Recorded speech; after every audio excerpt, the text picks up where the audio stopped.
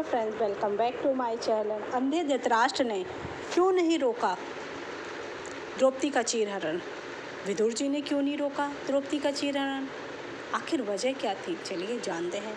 धृतराष्ट्र जिन्हें जन्म से ही अंधा कहा जाता है, जुआ खेलने से और द्रौपदी का चीरहरण होने से लिए नहीं रोक पाए, क्योंकि वो सम्राट होने के बाद भी ऐसा नहीं करे, क्योंकि वह अपने पुत्र दुर्योधन से अत्यधिक प्यार करते थे और उसकी बात मानते थे। साथ ही धृतराष्ट्र ने शायद ऐसा करने के लिए कोई सही कारण या शक्ति नहीं देखी। धृतराष्ट्र जुआ खेलने से नहीं रोक पाए, क्योंकि धृतराष्ट्र अपने प्रिय पुत्र दुर्योधन से बहुत प्यार करते थे और उसे हर तरह से समर्थन देते थे। इसीलिए वह दुराचारी हो गया और इतना बड़ा दुष्कर्म करने के लिए तैयार हो गया। दुर्योधन ने जुआ खेलने की बात कही तो धृतराष्ट्र ने उसे रोका नहीं। धृतराष्ट्र को यह स्पष्ट रूप से समझ नहीं आया कि जुआ खेलने के क्या परिणाम होंगे। उन्होंने अपने पुत्र के साथ जो कुछ भी हुआ उसे ठीक करने का कोई प्रयास नहीं किया। धृतराष्ट्र को जन्म से ही अंधा कहा जाता, इसलिए उन्हें पता नहीं था कि जुए के खेल में क्या अंतर होता है जो कि ज़िंदगी बर्बाद कर देता है। धृतराष्ट्र शायद अपने राज्य में न्याय और धर्म के लिए कोई शक्ति नहीं रखते थे, इसलिए वह अपने बेटों को रोक नहीं पाए। नहीं तो अगर वह रोक देते तो शायद ये इतिहास का सबसे निंदनीय कार्य नहीं होता। धृतराष्ट्र दुर्योधन से इतना प्यार करते थे कि वो उसके अपमान का प्रतिकार करने में असमर्थ थे। उन्होंने दुर्योधन को द्रौपदी के चीरहरण की अनुमति दे दी, जो सबसे निंदनीय कर्म था। धृतराष्ट्र को पता नहीं था कि द्रौपदी के चीरहरण का प्रभाव क्या होगा। उन्होंने केवल अपने पुत्र दुर्योधन के प्रति अपनी भावनाओं को ध्यान में रखा। द्रौपदी का चीरहरण क्यों नहीं? कर्ण में नैतिकता और शिष्टता की भावना थी, जिससे उसे इस तरह के अपमानजनक कार्य में भाग लेने से रोक दिया, लेकिन उसने द्रौपदी को वेश्या कहा, जिस कारण से द्रौपदी का बहुत बड़ा अपमान हुआ।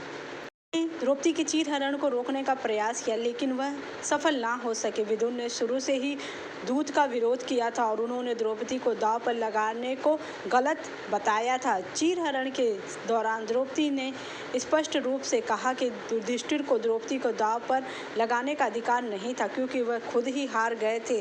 विदुर ने धर्म और नैतिकता का हवाला देकर द्रौपदी का पक्ष ही लिया था। हालांकि विदुर की कोशिशों के बावजूद दुर्योधन और अन्य कौरवों ने द्रौपदी का चीरहरण किया।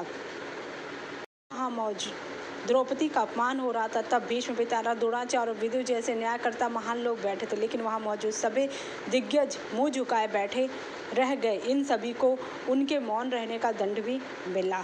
देखते ही देखते दुर्योधन के आदेश पर दुशासन ने भरी सभा के सामने द्रौपदी की साड़ी उतारना शुरू कर दिया। सभी मौन थे। पांडव भी द्रौपदी की लाज बचाने में असमर्थ हो गए। तब द्रौपदी ने आंखें बंद कर वासुदेव श्री कृष्ण का आवाहन किया। श्री कृष्ण उस वक्त सभा में मौजूद नहीं थे। द्रौपदी ने कहा, हे गोविंद, आज आस्था अनास्था के बीच जंग है।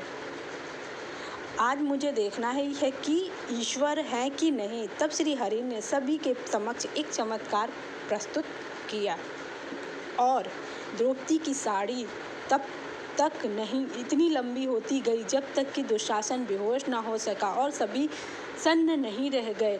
सभी को समझ में नहीं आ रहा कि यह चमत्कार कैसे हुआ। कहते हैं कि श्री कृष्ण द्वारा द्रौपदी की लाज बचाए जाने के दो कारण थे।